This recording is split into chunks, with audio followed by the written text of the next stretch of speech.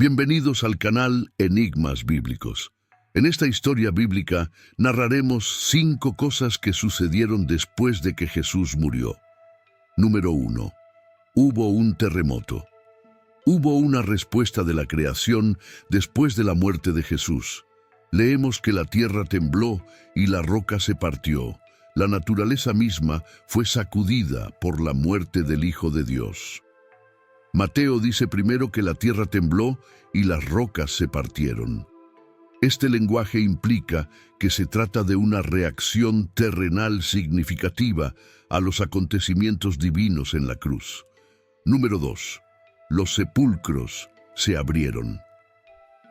Mateo registra entonces un incidente que no se encuentra en otros evangelios. Se abrieron los sepulcros y aparecieron muchos cuerpos de los santos, el pueblo de Dios, que habían dormido en la muerte y fueron resucitados. Después de su resurrección, salieron de los sepulcros, entraron en la ciudad santa, Jerusalén, y se aparecieron a muchos. Mateo 27, 52 a 53. Los terremotos pueden dañar tumbas, ya que estaban esculpidas en piedra. La resurrección de los cuerpos solo puede atribuirse a la acción directa de Dios, lo que implica que Él está detrás del terremoto. Dadas las características geológicas de Palestina, que se encuentra en una falla sísmica, un terremoto no sería un evento inusual, pero combinado con rocas que conducen a la apertura de tumbas, es otro testimonio significativo de la crucifixión de Jesús. Otro terremoto pronto será testigo de un evento divino aún mayor, la resurrección de Jesús. El registro único de Mateo de estos eventos enfatiza la victoria sobre la muerte que el sacrificio de Jesús en la cruz logra. Aquellos que fueron resucitados se describen literalmente como los que dormían, una expresión idiomática del Nuevo Testamento para describir a los que han muerto.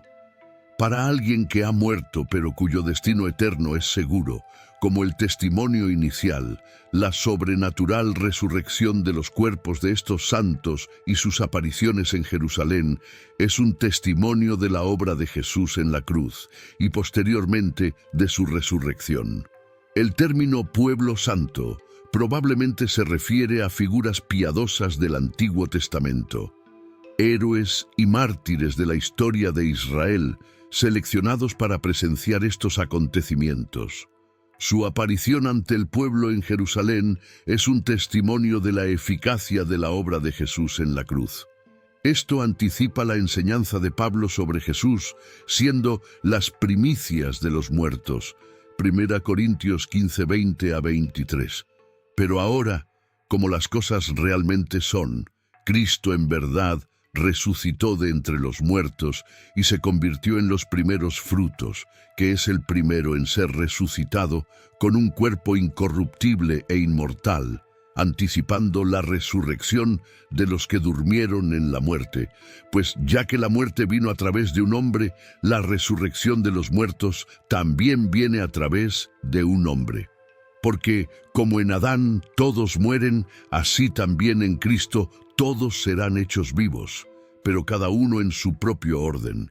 Cristo, las primicias, luego, los que son de Cristo en su venida, serán resucitados con cuerpos inmortales e incorruptibles. La resurrección de estos santos es un preludio de la resurrección que todos los creyentes pueden esperar a través de la muerte de Jesús. Un nuevo día ha llegado, un día en que la muerte fue derrotada por la muerte y la resurrección a la vida eterna se hizo posible.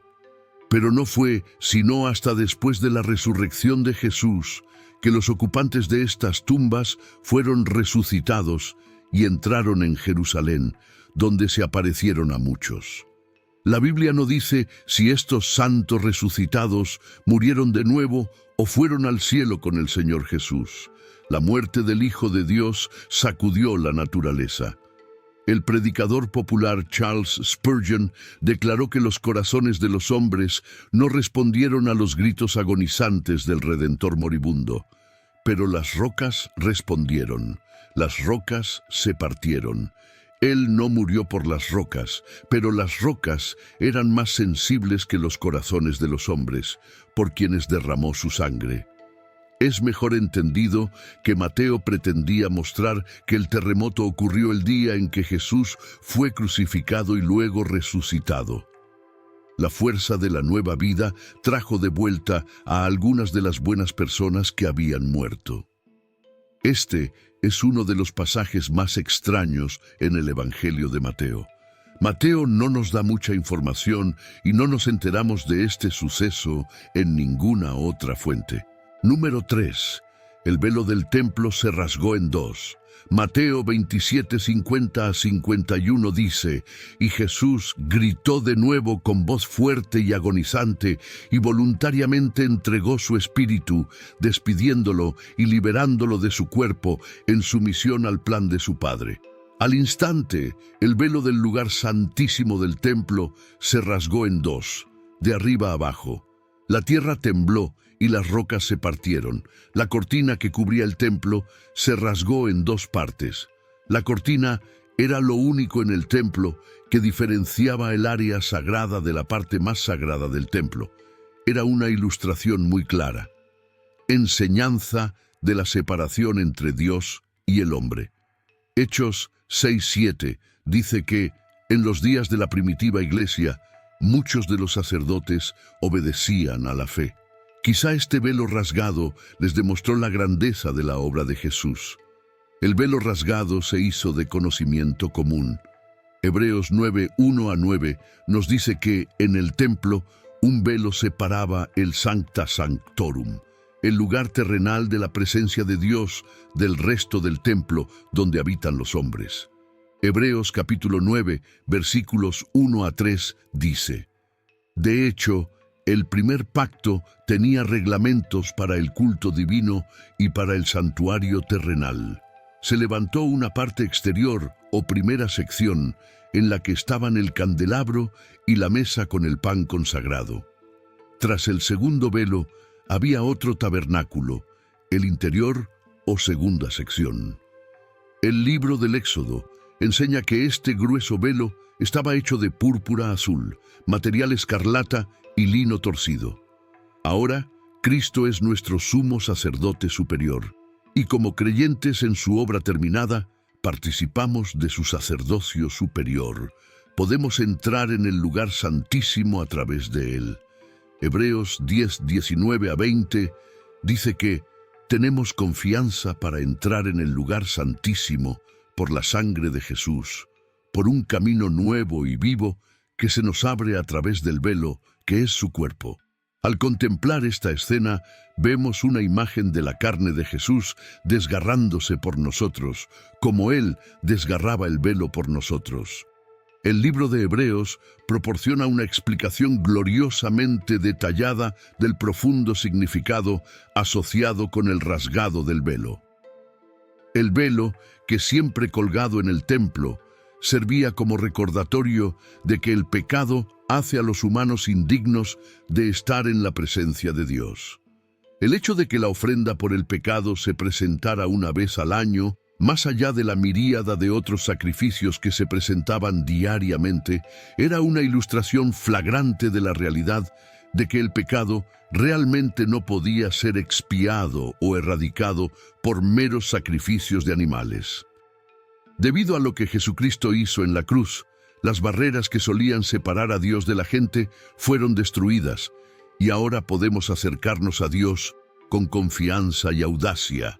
Hebreos 4:14 a 16 dice: «Por lo tanto, ya que tenemos un gran sumo sacerdote que atravesó los cielos, Jesús, el Hijo de Dios, mantengamos firmemente nuestra confesión de fe, pues no tenemos un sumo sacerdote incapaz de compadecerse de nuestras debilidades, sino uno que ha sido tentado en todo como nosotros, pero que no pecó.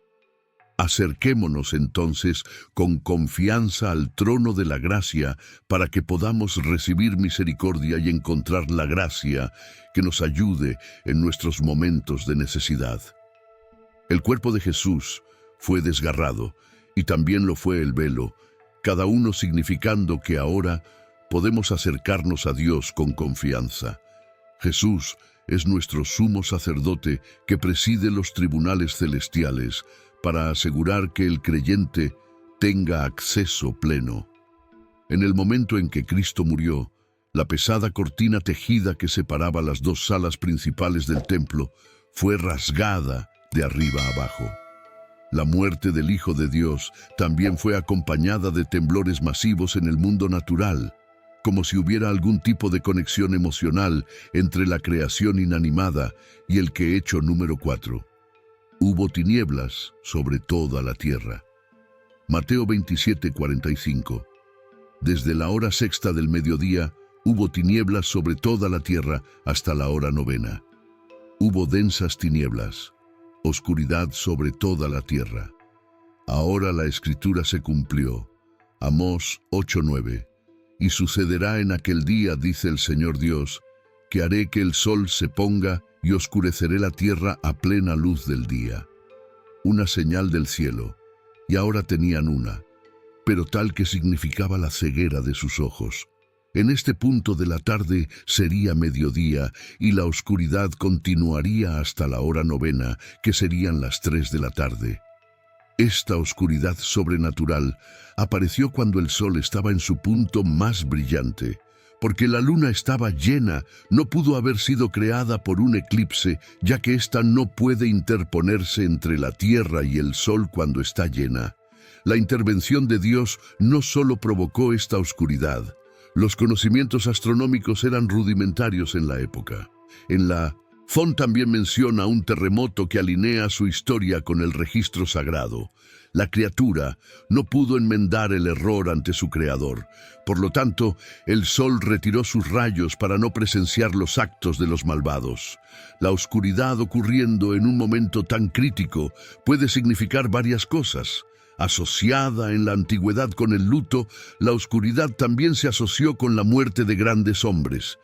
Tanto gentiles como judíos podían entender la oscuridad como un signo cósmico que acompañaba la muerte de un rey.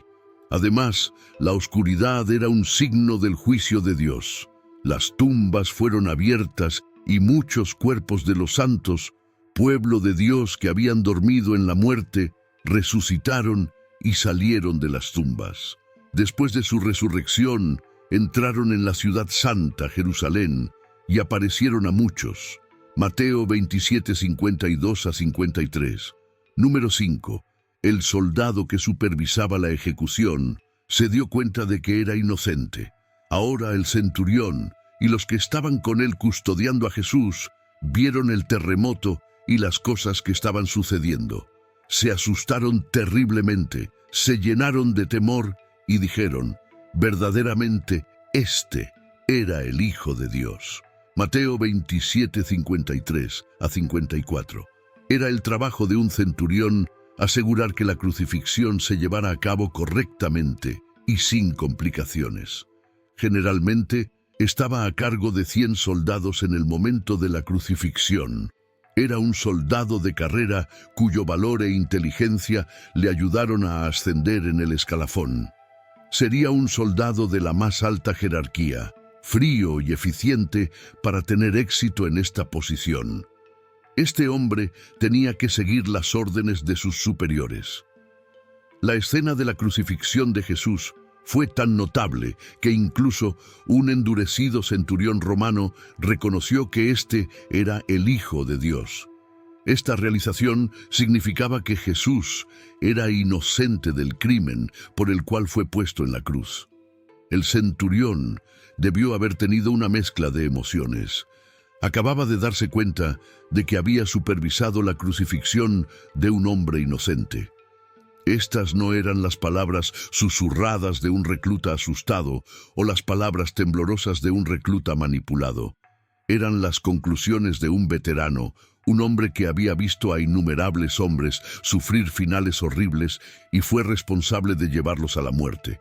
Este centurión era muy consciente de la fuerte condena de los líderes religiosos que pusieron a Jesús en la cruz por blasfemia.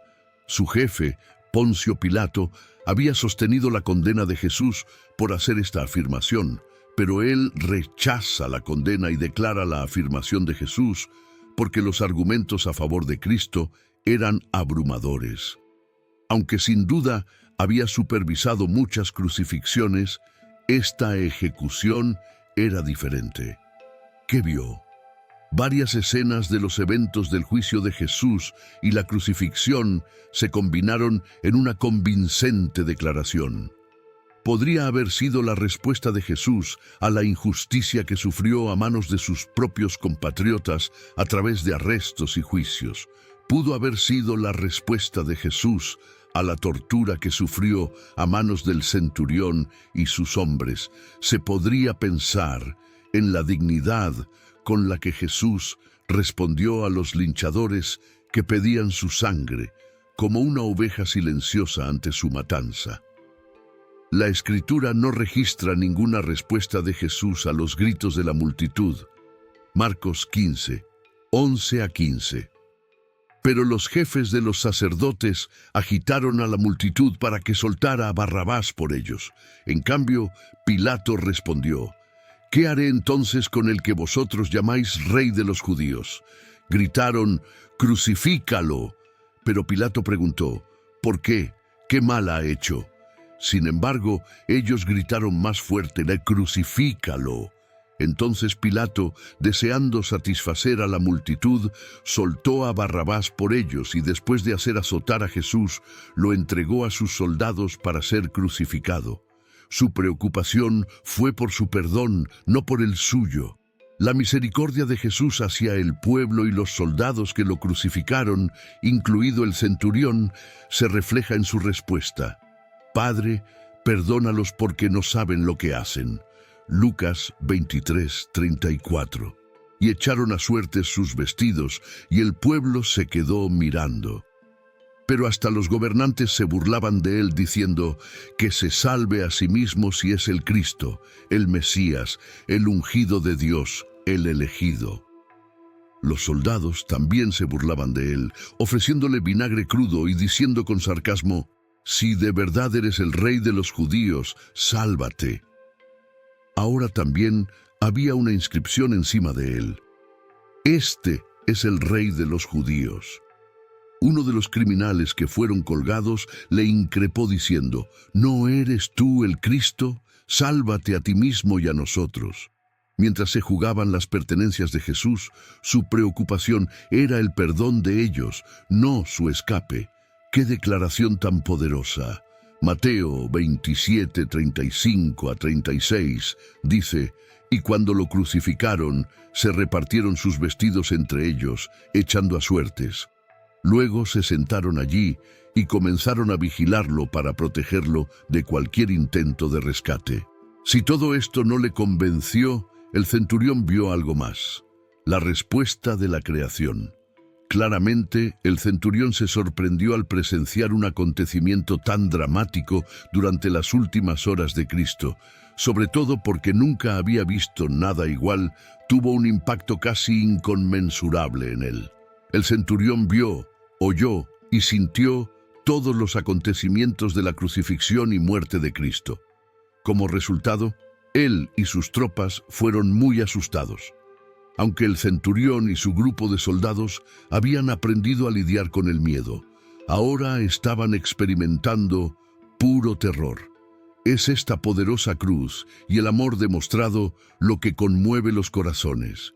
El endurecido corazón, cansado de la batalla de un soldado de carrera, se mueve de la muerte a la vida. Un viejo refrán dice que el suelo siempre está nivelado al pie de la cruz. Así era en el primer siglo y sigue siéndolo hoy. Al pie de la cruz es donde todos, pobres y ricos, se arrodillan y abrazan al Cristo que murió por ellos. Verdaderamente, este es el Hijo de Dios que oímos y creemos. El camino no debe terminar ahí. Debemos tener pasión por conocerlo más profundamente, que ese mismo deseo arda en nuestro corazón para conocer al que nos amó y se entregó por nosotros.